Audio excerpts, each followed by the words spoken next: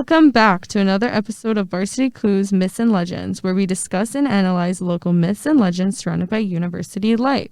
I'm Bianca Di Felice. I'm David Leo. I'm Jonina Charles. And I'm Alexander Cianfarani. So I hope everyone has missed us because we are now back with another episode. Facts. Can't wait. Woohoo! Let's go. So what are we discussing today, guys? Sports. That's on the schedule for today, right? So bored. Oh, I'm so excited. I love sports. So I'll start off the conversation then. So we'll start talking about rituals. So rituals is a subcategory kind of in myths and legends. So if you are unaware of what a ritual is, do you guys know what a ritual is? Please tell enlighten us. Keep Share it with going. us. Come on. Okay. So a ritual, according to many athletes, professional athletes, they all have their own rituals, and they can be normal or in some cases be very odd.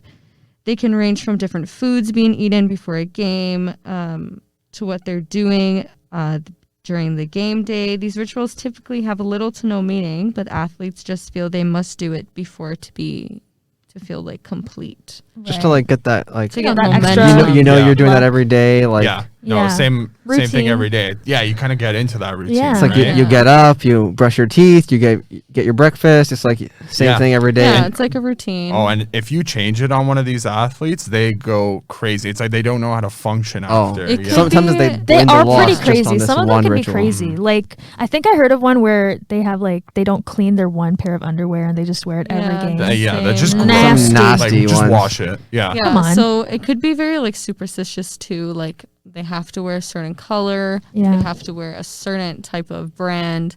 They have to have a certain type of diet, and they just kind of do this to feel lucky in a sense, to make sure that they have the best possible outcome after a game. I wonder how they start, what made them want to start doing that. Maybe they hear I from guess other it's like people. a comfort kind of thing. Like you wear I guess everyone has that one lucky thing, and you always kind of keep that. Like a lot of people have healing stones. Mhm. Healing stones, Mhm. they feel like it's something wearing they one can right keep now. all the time. Yeah, Crystal, amethyst. yeah, and it makes you kind of feel comfortable and crystal girl. secure. I guess Yeah. it's feeling secure, basically. Yeah, basically, yeah. I think it also comes down to if I hit a home run and got mismatching socks, you better believe the next game You're I'm gonna wear going it. up Wearing to try to that. hit a home run again with mismatched Yeah. socks. It just kind of it's kind of like a comfort food, basically. I guess that's the best way you could describe true. it, right? Mhm. It's familiar. You did it once. Who's to say it's not going to happen again? I don't know. I don't believe in those types of rituals. I think it's just sports do. is based So you off don't of, have any. personally, no. I think sports is just based off of luck, right? Mhm. The chances of somebody getting a home run, let's say I get a home run today, and then the next game I get another home run, for example, let's say, just a hypothetical here, the chances of that are crazy. And not even as a professional athlete. A professional athlete, the chances of that are very low, but they're also professional athletes. They get paid to do that. In universities, I don't don't you have other things on your mind? You're not thinking about school or your social life or anything else? You know what I mean? What about I you, don't know. Bianca? Rituals? Oh, yep. Yeah? Yep. David just dissed you for that. No, I don't. Sorry. I will keep anything that brings me luck. I'll wear it all the time. I have necklaces and stuff that I wear. An Italian tradition or ritual kind of thing is when a baby's baptized, you're supposed to put a pepper on the inside of their undershirt. And it's just to kind of keep evil eyes away. I guess the Greek thing The is the blue. The Malocchio. Malocchio. And the Greeks, they have the evil eye. That's just, it's not really a ritual, but it's something similar to it. I have to keep it on me. Well, now I keep it on me. I wear it on my ankles so no one can really see it. Just because I feel it'll give me protection. Well, I mean, all cultures have their Yeah. superstitions and stuff. I don't think it's just related. That I know, the pepper, the cornuto, the malocchio. That's a very big one in the Italian culture. I'm Italian as well, like Bianca. I have a pepper in my car, and it's to block the evil eye. The big red one? The big red one, yeah. It's to block the evil eye, basically. Gotta keep that energy away that's from what you. that's what it's meant for. Is it real? I'm not gonna go against it. Like, I'm not trying to get Well, bad you luck better off not, of it. 'cause So I believe it. I guess. Just kidding. Okay, well, I guess to tie it into university life, the University of Guelph football team has a chant that they perform before every game in order to get pumped up. So it's just a normal chant that they do, and it's Do you know the just chant? I don't know it, but I will You should play learn a it. clip. Okay, cool. We should roll the clip. Yeah, let's roll the clip like we have will it. roll Yeah. the clip so you can get a taste of what I'm talking about. Let's go! The Griffin that falls will live! The Griffin that doesn't will die! We'll always stand together! We'll never stand apart! You can't take a Griffin spirit! You can't take a Griffin! So basically, I guess like chants are to get people like motivated before a game. Like for me, I remember when we had to do an assignment and it was that interview. We had to do an interview for an exam.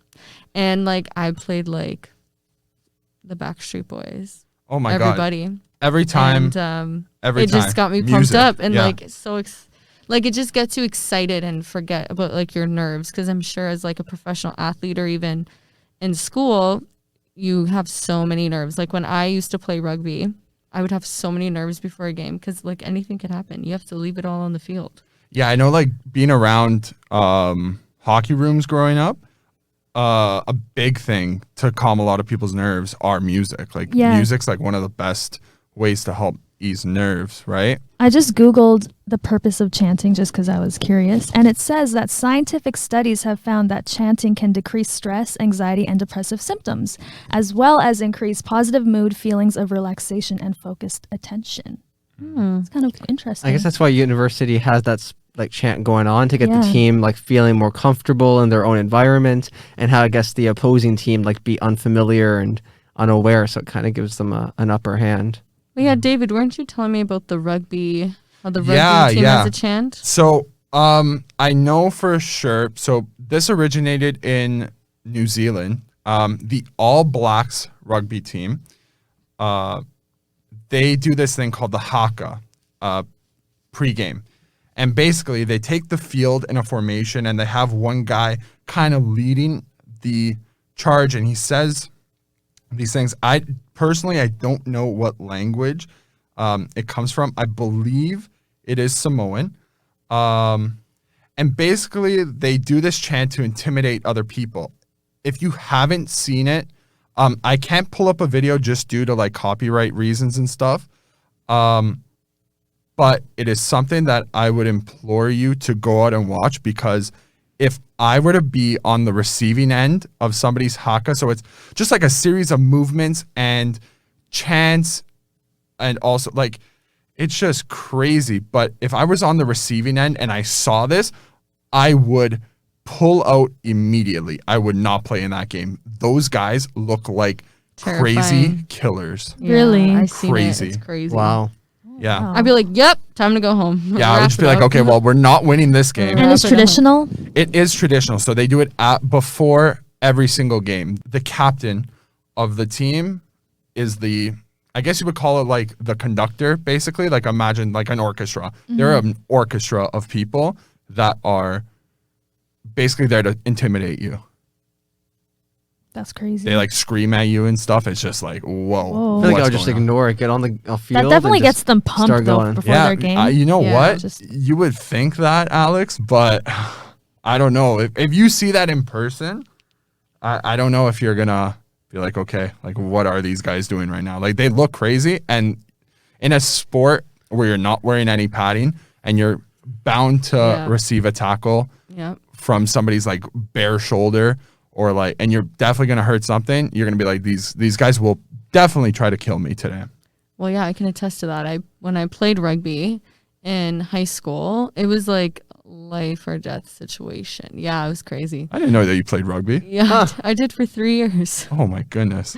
Gotta let the anger out. Yeah. Like you get All that whipped aggression. around. Like there was one time I remember someone grabbed me and I went. No I way. flew in the air and I was like, I saw my husband, I saw my kids. You saw a future Your and whole a past life life. passed by you, yeah. But I can say getting tackled motivates you more to get a try, which is when you score. A score, or yeah. to tackle that person back. So I knew who tackled You me. took and that numbers. Would be like, I'm I'm like, For sure. yeah. Yeah. I was like, see yeah, that. 53. I see you. Bianca, you're the type to take numbers and go after them. Oh yeah, 100%. 100%. Definitely like saw 53 when she had the ball dash. I was like Forrest Bet. Gump. If you ever see that Forrest Gump Run, thing when Forrest, you're running. run. Yeah, if you ever seen that GIF or GIF, whatever you prefer. It's I think it's GIF. GIF. It's GIF. Yeah, it's GIF. I like GIF. I used but to say whatever. GIF all the time. I know and people then I was say- like, you know what? Let me search it up. They say it's GIF, but it's It's GIF. definitely GIF. It's GIF. It's a nice gifts for you. Well, I know basketball too. I guess this is typically a ritual when you like go to game. They always like introduce the players before. Yeah, and they have They handshakes with all of their Mm-hmm. teammates. I know LeBron had a handshake with Kevin Love last night. They were old teammates on the Cavaliers, and they had this good 7-second long handshake that they memorized and knew to Yeah, heart. a lot of them. They all have like they have like their handshakes own and Yeah. unique ones with each other too. Kind What of cute. about LeBron's ritual when he comes out? What does And he throw up he over his grabs head? the powder that The he uses powder. on his hands Mhm. for traction, Mhm. throws it up in the air. Yeah. I remember at the All-Star game, Steph Curry went up with him and did it with him and was like looking up at him, smiling. It was a tradition or a ritual. That's LeBron become does synonymous with LeBron's right brand, before his right? game. Yeah. Like they have I know that they have a mural. I believe that they took it down now in Cleveland. Yeah, they're and it's petty. him just after he's got his arms stretched out. He's kind of looking like he's like a god, and I guess for a while there in Cleveland he was LeBronto. LeBronto. Yeah, some bad memories there. Oh yeah. Well, I guess it's safe to say that every sport has their own ritual. Soccer, anytime someone scores, someone always has some kind of dance to do or throw themselves on the floor. So every sport does have its own ritual. So I think now we should get into the nitty-gritty myth and legends around sports. Let's do it. Yeah, 100%. So the first story I've got for us today, it comes from the Toronto Maple Leafs. So the Toronto Maple Leafs, one of the most storied NHL franchises. They just so happen to be my favorite team. Sorry, when was the last time they won a cup? 1967, Whoa. Alex. Not the We call-out. don't My need bad. to bring Not that the up every call-out. time we talk about And them. first round exit? Yeah, Sorry- that's not sorry, another thing what? we need to bring up. We are with not them. sponsored by the Toronto Maple Leafs. So our story today is going to take us back to the 1950s. Probably one of the last golden ages. Oh, so one day we're winning. Yeah, one of the last golden ages of the Leafs. Rough. So the story is about Bastion Bill Barilco. That's a pretty Do that 3 times. wild name. Bastion Bill yeah. Borrego, Bastion Bill Borrego, Bastion Bill. Oh, can't do it. Exactly. So Bill Barilco became one of hockey's most unlikely heroes when he scored the Stanley Cup clinching goal for the Toronto Maple Leafs in Game 5 of the 1951 Stanley Cup Finals against the Montreal Canadiens, one of the Leafs' biggest rivals. Barilco only appeared in the NHL for 5 seasons, and all 5 of them with the Toronto Maple Leafs. Played 252 games. He'd only score 26 goals and rack up 62 points as a defenseman. He was noted as someone who was a very tough guy. Yeah, he wasn't yeah. a big guy. I believe he was only about 6 feet, which in the 50s is still rather big. Like they were all Yeah. small players back If in you're the not 50s. scoring, you got to have that tough mentality, though. Exactly. So he was the type of defenseman who would lay his body on the line for the win. That came there was a quote from the Toronto Star actually that said that in their game 1 win, he helped preserve the win by basically just getting in front of the puck and blocking a shot. And like if you are a Toronto Maple Leaf fan, you love to see players like throw their heart and body on the line for the win. So it was trying to make him popular. But in this game, he would be the unlikely hero for the Leafs. So the series went to overtime every single game, including this final game. And like I said before, Bill's not the type of player to score goals. Just a little under 3 minutes into the overtime period, he found himself on a rush. So he let loose what was a lethal backhander. I'm putting that in air quotes because everything suggests that it wasn't that great of a shot. And it kind of just squeaked by the Montreal goalie. Do you believe that? I don't know. They don't have any footage from that game. It's all just pictures. This picture is being spread around Toronto. He becomes basically the hero for the team. Where's his statue? And we'll talk about that, actually. Oh. So in August 1951, just a month before the Leafs were set to open training camp again, Barilco decided to go on a fishing trip up to Cochrane, Ontario. So him and his family are from Timmins, but he went with his dentist, Henry Hudson, and they were going to go to James Bay. So Cochrane is like nearly, it's very close to northern Quebec, basically. Was he getting his teeth done and said, yo, you want to go fishing with me? Like, how did that work out? I guess they're just like really good friends. Good buddies? So, yeah, Took so a trip together, yeah. so Hudson's got has a single engine plane that they were going to go to fish with, basically. So they're going to leave Friday, August 24th. Before he left, his mother, Faye, pleaded with him not to go by air because that's wild bush country, as she said. She had a premonition that something would happen. Her husband had died on a Friday 5 years earlier, and she never wanted Bill to take the chance on anything on a Friday that they were going to leave. They were going to leave on a Friday. She had that gut instinct. It's like Final Destination, that one person that says, get off the bus, who has like a vision of the bus crashing. And then it scary. happened. And unfortunately for Faye, her gut was right. So the two men would embark on the trip. And unfortunately it would become their last fishing trip that That's they would so embark on sad. together. Oh, no. They were last seen refueling just Before the plane went down. So the Royal Canadian Air Force will look for the missing men for the coming weeks and into months, searching through the nearly 78,000 square kilometers of flat brush. I guess the technology back then, it was hard to look for a plane Yeah. that It's size. the 50s, Yeah. right? Like they were Yeah. doing like flyovers, basically, like kind of with, like the jets that they use in World War II. So it wasn't like the greatest search party either, like by our standards. It actually costed the military $385,000 in 1951, which is equivalent to $3.7 million. Oh, Wow. my To God. A search lot for of these money two people? to search for these two guys. But unfortunately, they were not able to find the plane. 11 years later, though, and just weeks after the Leafs would win their next Stanley Cup. Just a little bit of preamble to this conversation. The Maple Leafs with Barilco, had won 4 of the 5 previous Stanley Cups going into 1951. And that was the last time they've ever won. Very close, though. After 1951, they went on an 11-year drought. That drought ended just weeks before they found the body of Bill Barilco up in Cochrane, Ontario, basically. Ooh. So very, very spooky. They said Mysterious for Yeah. sure. How did they find it?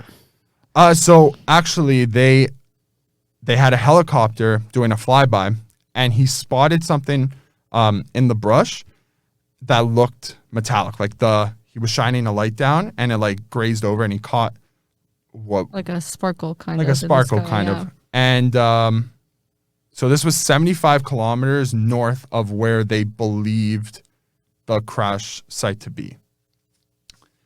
So he alerts all the authorities, and sure enough, they go to where he said that the plane would be, and the plane was half submerged in swamp and brush, and the skeletons of both Hudson and Barilco were still inside the cockpit of the plane, Oh my gosh. meaning that they most likely died on impact, and they were there. They've been there for 11 years, and they Oh my God. finally found his remains. So the legend, like Bill Barilco became one of the very first players to have his number retired in hockey. So the Leafs retired his number 5, and it's been retired since the 50s. So nobody can take that number if you play for the Leafs. You'll never see someone with a number 5. Yeah, you will never see it. And his banner hangs in the Air Canada Centre. So Scotiabank Arena. Scotiabank Arena. Sorry, yeah. Autocorrection. So if you do go down and you see like there's some great players that are hanging up at the top, both hockey and basketball, and you're like, well, I've never heard of this Barilco guy. Well, now you know the story of why his number's up there. Bill Barilco was also immortalized by the rock band, the Canadian rock band, the Tragically Hip. Gord Downey. Gord Downey, rest in peace. Yeah. So his song, the 50 Mission Cap, is just a retelling of the story. The Barilco story. And it helped popularize that story again when it came out, because it's just something that's interesting to talk about, basically. A lot of people call the Barilco incident the Buddy Holly story of hockey. Do you guys happen to know who Buddy Holly is? I do not. No. Sounds familiar. He might sound familiar to you. So Buddy Holly was an American singer. He was a folk singer back in the 50s. And he was another one who he got into a plane crash. And he was very young. He was like, imagine like an up and coming rock folk singer. So his death was very monumental for the music industry. But yeah, so a lot of people have like made connections to the two of them. Yeah.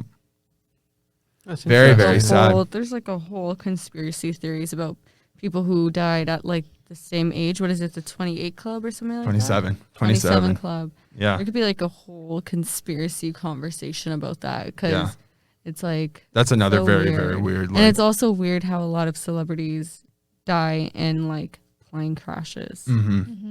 Kobe. That's rip. like, Shout out yeah. Aaliyah. Who else too? Aaliyah, yeah. Aaliyah. Aaliyah's a big one. Princess Diana was in a car crash. I think Was Alex it? just brought Left it up. Eye, I Yeah. think from TLC Kobe. was also Kobe. a car Kobe crash. Bryant. Yeah. That's a big loss. That there's a lot of lot them of are big losses, crashes. yeah. It's like weird. Yeah, no death is a small loss, Of course, basically, yeah. right? They're all life tragic. is They're all fragile, tragic. Yeah. very sacred. Exactly. But But none of them have died of like natural, like just a natural death. Like all of them have died. I feel like Betty White. she lived Betty she White, lived to sure. 100 there. She lived a pretty good life. Even Cameron Betty. Boyce, he had like, what did he have? Like an aneurysm, I think, in his sleep. Yeah.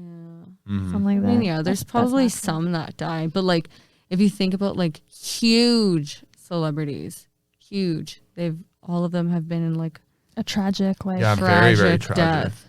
yeah. Even just recently, what about somebody like Juice Bob WRLD? Saget. Oh, sorry, yeah. Oh, I was thinking musicians like Yeah. Right. like Juice WRLD. Like he's one that was taken away young. Pop Smoke, another one. XXX. XXX Tentacion. That one Mac hit me. Miller.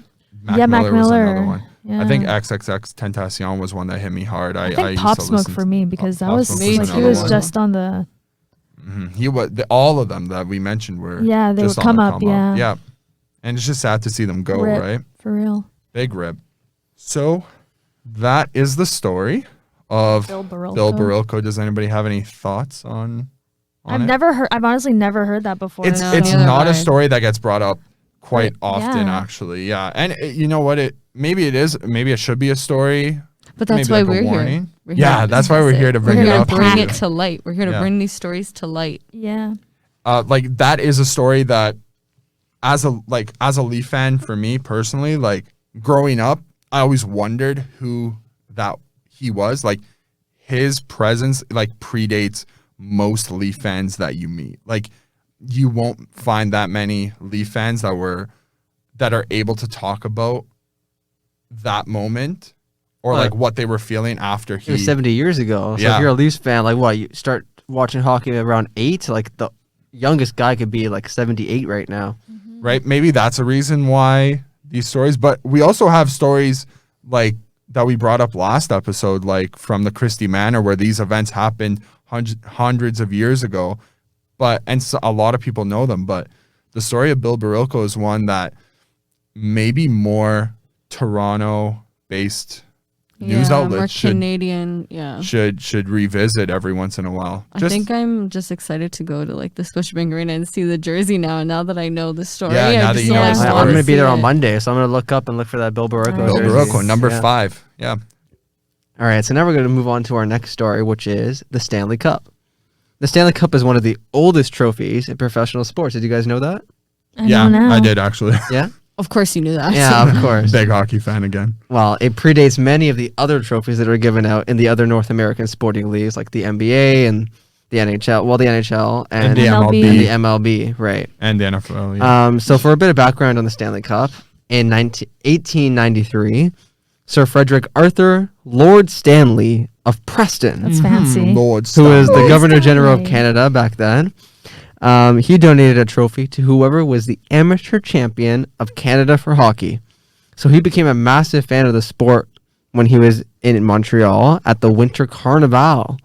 This trophy was donated to the National Hockey League, or no, the association at the time, which predated the National Hockey League.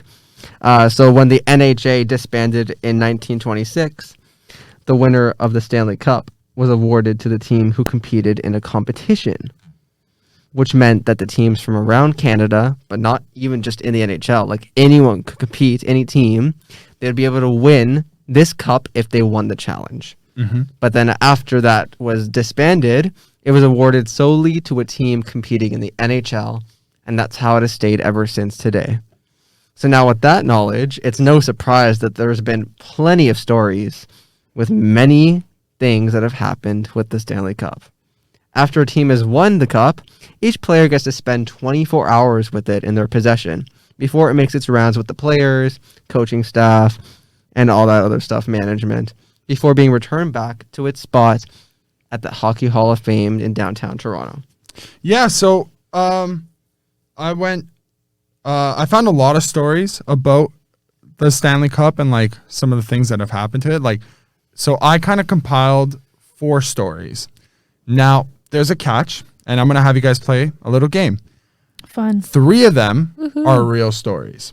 1 of them Is a lie? is a lie. Okay. So I'll read the stories out to you right now. So 3 truths and a lie. So if you guys want to play along, like listening, Yeah, pause the thing before I start spreading out the Make your answers. guess. Make your guess. Yeah, for sure. So the first story, in celebrating their win with it, a team dropped the cup into another player's pool and left it overnight. With all the chlorine, it severely damaged the face of the cup. Okay, so that's number 1. Our second story. One player decided that he would host his day with the cup at a bowling alley in his small town. He got drunk with friends and his family, and they decided to roll the cup down the lane, and they got a strike, which is pretty funny. The only problem was they ruined the ball return equipment. The third story, a team got drunk and went out with the cup for a joyride. They decided it would be a good idea to kick the cup across a frozen lake and try to get to the other side, basically. I feel like This- that's a lie. Immediately. I was going to say that. This too. didn't work out, and the cup was left in the middle of the lake overnight. The Yeah, weather as if. conditions that night weren't the greatest, so they had to go back the next day to I doubt collect it. that happened. Let the viewers Sorry, or the sorry. listeners make their decision. Yeah, let the listeners don't start sorry, I'm spreading sorry. propaganda in the listeners' ear, Jonina. And finally, this one's a lot more tamer than the other ones. A baby was baptized or christened inside the bowl, like the top part of the Stanley Cup. So now, If you want to pause, you make your guesses, and then we'll find. The this answer would be a after this. great time Yeah. to pause it and like think. Go back and listen to the stories again and really think about it. This one is pretty tricky because all of them, personally, they do Sound seem ridiculous. very believable and very ridiculous. So I'll give you guys here a few seconds to answer. And when you guys answer, like when you guys are ready, just let me know. I'm ready. You ready, Ready Alex? to. Yeah. You ready, Jonina? I've been ready. So I'll start with Bianca first. Which one of the 4 seem like a lie? I'm going to have to say baptized. The baptism. Yeah. Okay, Alex, what's your guess? I was gonna go with the baptism too. Yeah, you're gonna say baptism. I'm Yeah. gonna stick with my answer and say it's the one of lake them. one? Yeah, kicking the cup. I doubt they would do that. I'm sorry. So the answer to that question and the story that I made up was actually the bowling story. What? Yeah. You made up the bowling one? I made up the bowling one. No I way. you know what? I think I did a pretty good job with that. I think that seems yeah. pretty Oh, believable. Oh yeah, totally. 100%. So I'll kind of give you a little bit of context for the That's other so three. funny. So, Jonina, you said that the lake one was unbelievable. I mean, I wouldn't expect someone to win something and then just, Toss it like it's nothing. yeah. They didn't toss it; they kicked it. So, But that's the same thing. well, He said they didn't toss. They kicked. even worse. They didn't punch. They punched. they punted They roundhouse this thing. kicked it. Yeah. So, in Across the lake. 1905, the Ottawa Silver Sevens all got together. So they are from Ottawa. They got drunk and they decided to go to the Rideau Canal, which is a very big part of the Ottawa economy. And they thought it would be a good idea to kick the so the Stanley to Cup not kick, to toe punt. they toe punted this thing across the Rideau Canal. Now at the time, so if Wild. whatever image you have of the Stanley Cup right now with like all those rings around it, at that time it was very, very small. At that time it was literally just a block of wood with an engraving on it and the bowl, and that's it. So it was very small. So if you were thinking that it was going to be that giant, I think it's like 2 meters tall Stanley Cup, you're mistaken. Oh, it can't be 2 meters because people hold it on either end. Yeah. Okay. So then I was just telling a complete lie right there. It's definitely not 2 meters, and I'm not that great at measurements off the top of my head. But the one, like, you know what I'm talking about, right? Like, that's a big thing. Imagine trying to kick that across. No It's big. shot. No shot. No shot. You're shot. getting You're gonna that break your across. foot. Yeah, 100%. Then the next story comes out of 1996 when Colorado won the Stanley Cup. Defenseman Sylvain Lefebvre, he was a French defenseman for the Colorado Avalanche. He christened his son, or baptized his son, in the top of the Stanley Cup, and that he's not even the first one to do that. Like other What? people, Yeah, that honestly sounds believable. I other don't know. people have done it, and it's a very, very smart thing to do. Like You would do it's that. there. I It's feel a like you cup. would do it. I would definitely, if the Leafs win the cup after For the amount of times David said, I'm a huge hockey fan. I'm a huge I'm I'm not sure even just I'm a huge hockey fan. I'm a huge Leaf fan. If I ever got He to would get the leaf tatted on his back. if I had 24 days with the cup, I would find a child to baptize in the cup.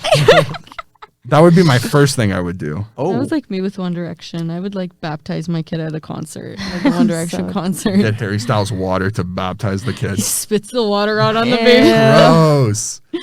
And finally, in 1992, Mario Lemieux, if you guys have heard of him, he's one of the best hockey players of all time, was having a party at his house after the Pittsburgh Penguins had won back-to-back Stanley Cups. And someone on the team thought it would be a good idea to drop the Stanley Cup from the top of Mario's multi-million-dollar waterfall that he had installed. Or I'm very upset about waterfall. this. Yeah. He's like, they dropped it. Ooh, it's rich people problems. This guy had a multi-million-dollar mansion with a waterfall, and these guys had the genius idea after a few drinks, I'm assuming, Jaeger bombs. maybe a lot more than that, to drop the cup off the waterfall, and it landed in the pool, and they didn't collect the cup until the next day when They really don't care about this cup. not at all. And another thing to note is when you mix chlorine with that type of silver that's on the cup, it starts to Rust. rust the Oh. cup. They had to go on a parade a few days after through the no. streets of Nice. thing. So Pittsburgh, Mary right? Lemieux went on record and was like, basically they had to get like the media and stuff to like not jump on them. Basically, they're like, yeah, we were like doing our best to hide one side of the cup where it was really, really bad and really noticeable, and they got through it. The only reason we found out about it Lucky. is because Mario Lemieux told Like, the told press his story, after he yeah. retired. Yeah, so That's funny. Cup's got a little character. That was a It fun does have game. quite a few kinks on that cup for sure. I mean, all professional sports They probably have. like changed the cup though. Like I don't think it's like, Yeah, so basically like the cup itself, like the rings that you see on the cup, like they all have like engravings, and it's got every single person engraved, like that's a part of the team engraved on the cup. Oh, okay. So there's like upwards of 50 to 80 people on each for each team that's engraved on there. So they could only fit about 5 teams for every ring. And basically when one ring is full, they unscrew the cup, take the bottom ring out, and then move everything down, basically. yeah.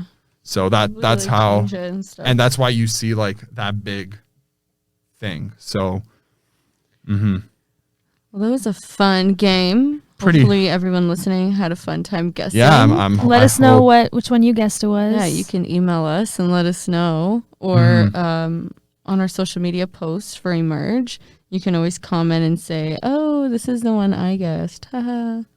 Yeah, no, 100%. Let us know if you have any other sports rituals, myths, or legends from professional, junior, like Minor university, leagues, minor leagues, anything. anything. still Yeah, just keep the conversation flowing. yeah, no, 100%. Yeah. So guys, what are we talking about next time? What's our next episode going to be We about? are talking about Myths and legends related to residency on campus. Ooh, spooky dorms. Mysterious. Wow. So if you've heard or experienced any strange situations on residence, you could send it to us through our email at varsityclues@gmail.com.